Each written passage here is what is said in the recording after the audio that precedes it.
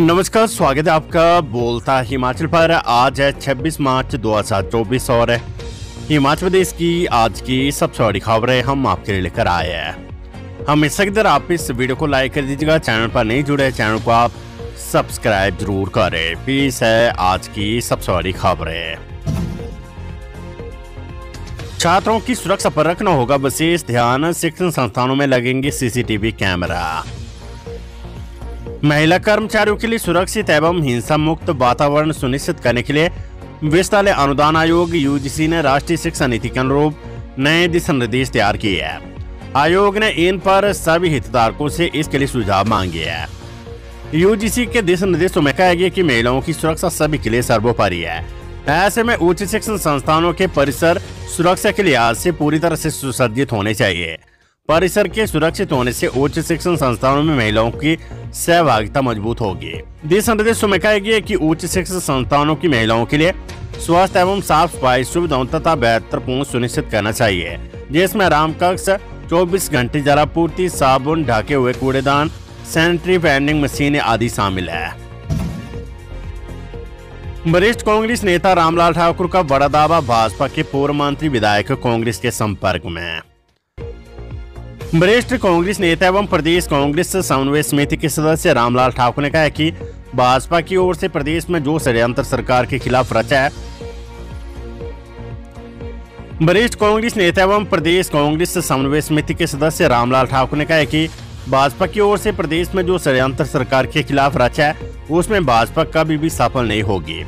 पूर्व में कांग्रेस से संबंधित रहे 6 लोगों ने भाजपा का दामन थाम लिया है, जिससे अब भाजपा में भी बवाल मचा हुआ है। उन्होंने कहा कि कांग्रेस के संपर्क में भाजपा के पूर्व मंत्री, पूर्व विधायक है। जल्द ही हाईकमान से मिलकर इस मसले को लेकर चर्चा की जाएगी। उन्होंने दावा किया कि करीब 2 सप्ताह में ये लोग कांग्रेस का हाथ थाम सकते हैं। इसके अलावा कांग्रेस द्वारा रूट को भी मनाया जाएगा। रविवार को बिलासपुर में आयोजित प्रेस वार्ता में रामलाल ठाकुर ने भाजपा राष्ट्रीय अध्यक्ष जेपी नड्डा पर चुनावी बॉन्ड को लेकर तीखा हमला किया। उन्होंने कहा कि जिन कंपनियों से इलेक्ट्रॉनिक बॉन्ड लिए गए हैं, उन्होंने जेपी नड्डा के खिलाफ कार्रवाई करने की मांग की है। इस मसले को लेकर जेपी नड्डा को भी स्पष्टीकरण देना चाहिए। प्रदेश के पुलिस थानों में 18,284 हथियार जमा, क्रिमिनल वारदातों में शामिल 7 वेपन जब्त। लोकसभा चुनाव को लेकर जहां पुलिस ने सुरक्षा व्यवस्था कड़ी कर दी है, वहीं प्रदेश में लाइसेंस हथियारों को भी जमा करने की प्रक्रिया शुरू कर दी है। आचार संहिता लागू होने के पश्चात रविवार तक प्रदेश की पुलिस थानों में 18,284 हथियार जमा किए गए हैं। प्रदेश में 1,04,03 लाइसेंस वेपन है और इनमें 177 लोगों को वेपन रखने की छूट दी गई है।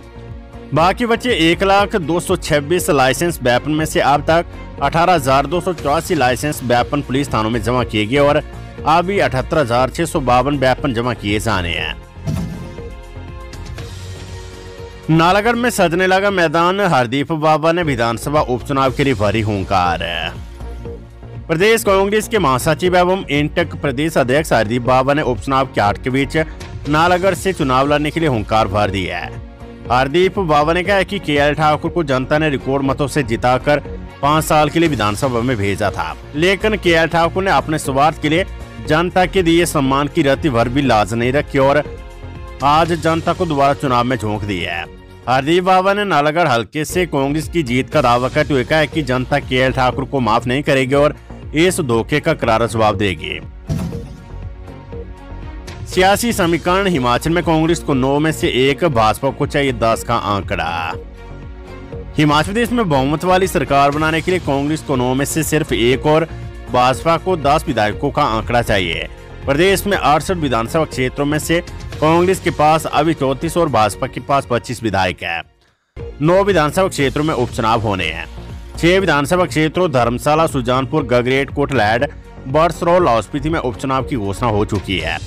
नालागढ़, देहरा और हमीरपुर में भी 1 जून 2024 को ही चुनाव की घोषणा जल्द होने के आसार है। उपचुनाव में अगर भाजपा ये सभी 9 सीटें जीतती है तो प्रदेश में फिर भी राजनीतिक संकट खड़ा हो सकता है। प्रदेश में बहुमत वाली सरकार बनाने के लिए दोनों दलों को 35 विधायकों की आवश्यकता होगी। ऐसे में सत्ता की खातिर आने वाले दिनों में हिमाचल में और सियासी घटनाक्रम होने के आसार बने हुए हैं। केलांग उदयपुर ब्लॉक युवा कांग्रेस अध्यक्ष का इस्तीफा, 99 बागियों और भाजपा नेताओं के फूंके पुतले। जनजातीय जिला लाहौल स्पीति में राजनीतिक उठापटक जारी है। पूर्व विधायक रवि ठाकुर के भाजपा में शामिल होने के बाद युवा कांग्रेस के 2 ब्लॉक अध्यक्षों ने अपने पद से इस्तीफा दे दिया है। इन दोनों ब्लॉक अध्यक्षों ने युवा कांग्रेस जिला अध्यक्ष अजीत लेखी को इस्तीफे सौंप दिए हैं। चर्चों का दौर शुरू हो गया है। वहीं जिला अध्यक्ष अजीत ने कहा है कि युवा कांग्रेस के केलांग ब्लॉक अध्यक्ष रोन और उदयपुर ब्लॉक के अध्यक्ष चिराग ने उन्हें अपना इस्तीफा दिया है। पूर्व विधायक रवि ठाकुर के भाजपा में शामिल होने के बाद उनके चहेते भी कांग्रेस का दामन छोड़ रहे हैं। प्रदेश में पिछले कुछ दिनों से चल रहा राजनीतिक घटनाक्रम आए दिन नए मोड़ लेकर आ रहा है। रविवार को नान में यूथ कांग्रेस कार्यकर्ताओं ने कांग्रेस से भागे हुए 6 विधायकों के साथ साथ पूर्व मुख्यमंत्री जयराम ठाकुर और भाजपा प्रदेश अध्यक्ष डॉक्टर राजीव बिंदल के पुतले फूंके और जमकर प्रदर्शन किया। स्कूल शिक्षा बोर्ड ने 6वीं से 12वीं तक की पुस्तकों से हटाए कई अध्याय। हिमाचल प्रदेश स्कूल शिक्षा बोर्ड ने पाठ्यक्रम कम करने की कवायद के तहत 6वीं से 12वीं तक की पुस्तकों से कई अध्याय को हटा दिया है। इसके चलते अब 7वीं के बच्चे विज्ञान की पुस्तक में जाल एक बहुमूल्य संसाधन अध्याय नहीं पढ़ेंगे। शैक्षणिक सत्र 2024-25 में होने वाली पढ़ाई के दौरान इसे पाठ्यक्रम से हटाया गया है। स्कूल शिक्षा बोर्ड ने NCERT के दिशा निर्देशों के बाद इसको हटाया है। इसका मकसद पाठ्यक्रम को 30% कम करना है। हिमाचल की सियासी जंग में सोशल मीडिया बना हथियार, सीएम ने भाजपा तो नेता प्रतिपक्ष ने कांग्रेस पर साधा निशाना। हिमाचल की सियासी जंग में सोशल मीडिया को राजनीतिक दल एक हथियार के तौर पर इस्तेमाल कर रहे हैं।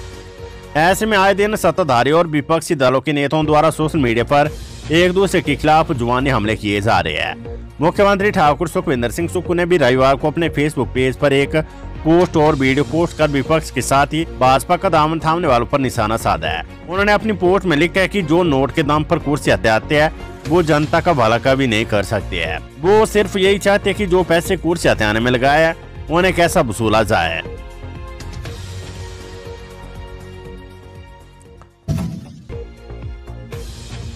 जयराम ठाकुर का दावा, पीएम मोदी की गारंटी पर मतदान करेगा पूरा हिमाचल। हिमाचल प्रदेश के नेता प्रतिपक्ष एवं पूर्व मुख्यमंत्री जयराम ठाकुर ने कहा है कि हिमाचल प्रदेश समेत पूरा देश प्रधानमंत्री नरेंद्र मोदी की गारंटी पर मतदान करेगा।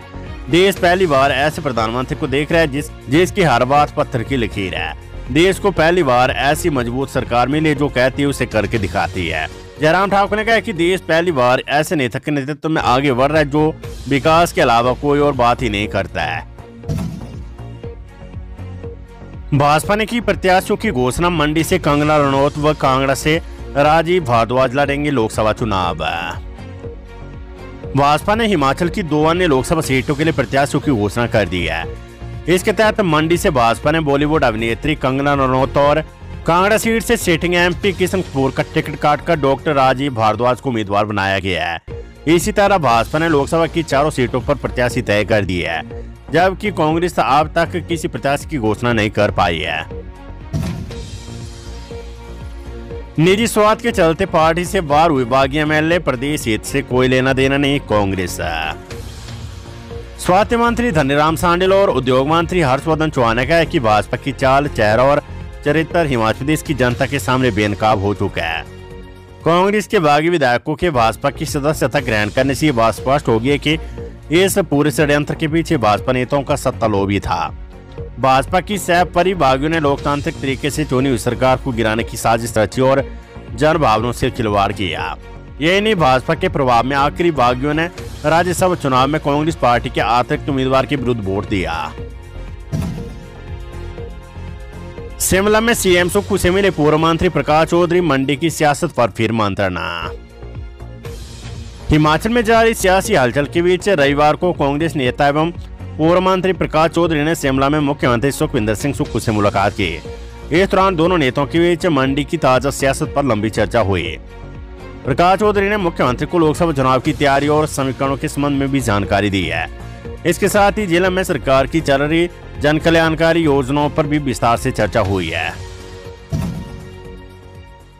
गरमाया सियासी माहौल, बागियों के स्वागत से भाजपा में बगावत, लाहौल स्पीति भाजपा में सबसे ज्यादा बवाल है। राजनीतिक उठापटक से शीत मरुस्थल लाहौल स्पीति की राजनीति में नई गर्माहट पैदा हो गई है। राजनीतिक माहौल गरमाने से भाजपा और कांग्रेस के पदाधिकारियों, कार्यकर्ताओं और समर्थकों में भी खलबली मच गई है। जैसे लाहौल स्पीति के कांग्रेस विधायक रवि ठाकुर ने विधानसभा से निष्कासित होने के बाद भाजपा की शरण ली, तो उसके बाद लाहौल स्पीति की राजनीति में भूचाल आ गया है। यदि भाजपा हाईकमान ने पूर्व मंत्री डॉक्टर रामलाल मार्कंडे को दरकिनार करने की कोशिश की तो ये भाजपा के लिए भारी पड़ सकता है। पूर्व विधायक रवि ठाकुर जहां हर बार लाहौल स्पीति के गांव-गांव जाकर भाजपा की कड़ी निंदा किया करते थे। होली पर सुबह लोकल रूटों पर कम चलेगी HRTC की बसें। होली के मौके पर सोमवार सुबह किस्सा में लोकल रूटों पर कम संख्या में बसें चलेगी। लंबी दूरी के रूटों पर बसों का संचालन सामान्य रहेगा। HRTC प्रबंधन क्षेत्रीय प्रबंधक को होली के दिन दोपहर 12 बजे तक यात्रियों की उपलब्धता के अनुसार बसें चलाने के निर्देश दिए है। 12 बजे के बाद सभी रूटों पर निर्धारित शेड्यूल के अनुसार ही बसें चलाई जाएगी। निगम प्रबंधन ने होली पर शराब पीकर ड्यूटी करने वालों के खिलाफ कड़ी कार्रवाई करने के निर्देश दिए है।